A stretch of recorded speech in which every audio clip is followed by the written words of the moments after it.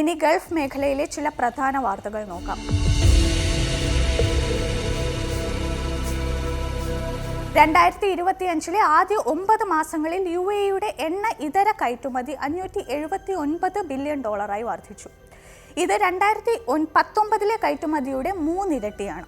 രാജ്യത്തിന്റെ മൊത്തം എണ്ണ ഇതര വ്യാപാരത്തിന്റെ 22% ഇപ്പോൾ കയറ്റുമതിയാണ്. വിഷൻ 2031 ഭാഗമായി എണ്ണ ഇതര വ്യാപാരം $4 ട്രില്യൺ എത്തിയതിനുള്ള UAEയുടെ ലക്ഷ്യത്തിന് ഈ വളർച്ച കരുത്തേകും.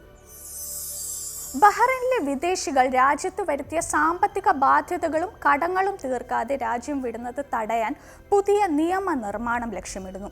ഇതിനായുള്ള നിർദ്ദേശത്തിന് പാർലമെന്റ് അംഗീകാരം നൽകി. നിലവിലെ നിയമ നടപടികൾ കൂടുതൽ കാര്യക്ഷമമാക്കാനും കടബാധ്യത തീർക്കാതെ പോകുന്ന പ്രവണത കുറയ്ക്കാനും ഇത് സഹായിക്കും. സൗദി അറേബ്യയിൽ എയർ ടാക്സി സേവനം ഉടൻ ആരംഭിക്കും.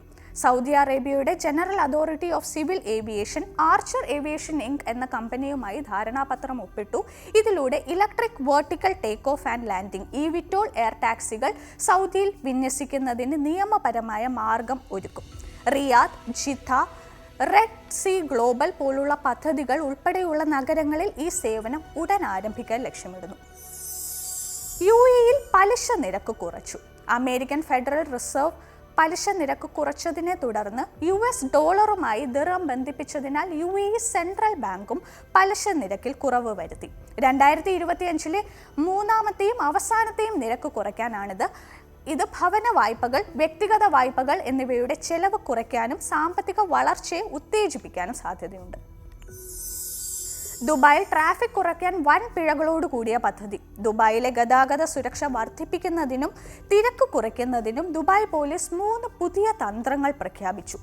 ഇതിന്റെ ഭാഗമായി അശ്രദ്ധമായ ഡ്രൈവിംഗ്, ലൈസൻസ് ഇല്ലാത്ത ഡ്രൈവിംഗ് തുടങ്ങിയ ഗുരുതരമായ നിയമ ലംഘനങ്ങൾക്ക് 10,000 ദിർഹം മുതൽ 1,00,000 ദിർഹം വരെ വൻ തുക പിഴ ചുമത്തുന്ന നിയമങ്ങൾ കൂടുതൽ കർശനമാക്കും.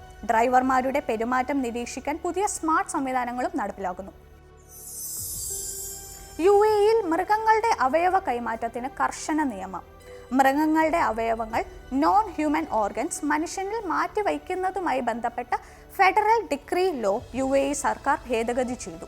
കൃത്രിമമായി നിർമ്മിച്ച അവയവങ്ങൾ ഉൾപ്പെടെയുള്ളവയുടെ ഉപയോഗത്തിന് കർശനമായ നിയന്ത്രണങ്ങളും ലൈസൻസിങ്ങും വിദഗ്ധ സമിതിയുടെ അംഗീകാരവും നിർബന്ധമാക്കി.